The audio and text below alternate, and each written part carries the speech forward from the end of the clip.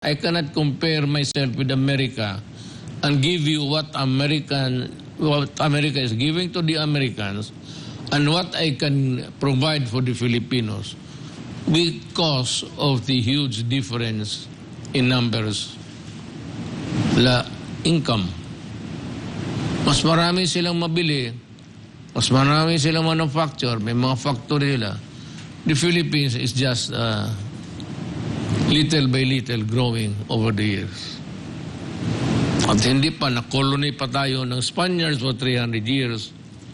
I don't know what would have been a story, would have been a different story kung hinayaan tayo those 300 years at saka 50 years sa Amerika to grow on our own and maybe develop in our pace, accustomed to, at baka mas makita natin, mas progresibo tayo. Yan ang panghinakit ko sa sitwasyon na ito. Itong Amerikano, you are using other places to place your detachments. Mga detachment ninyo na yan. Long arm of overstretch yung resources ninyo by a mile.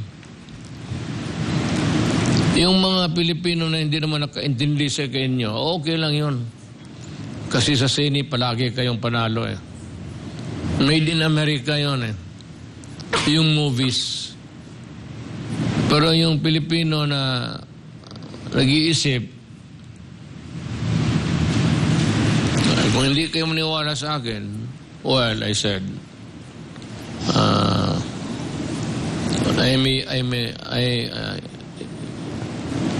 I'm a rat in hell for foisting a false narrative.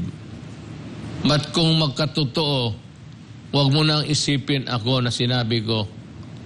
Isipin mo na lang kung ano ang gagawin mo sa panahon na yon. That's about it. Forget about me. I am just an ordinary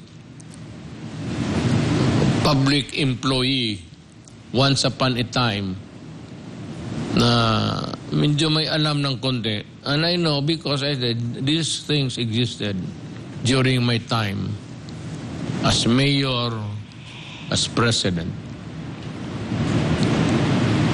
Yan ang tandaan ninyo.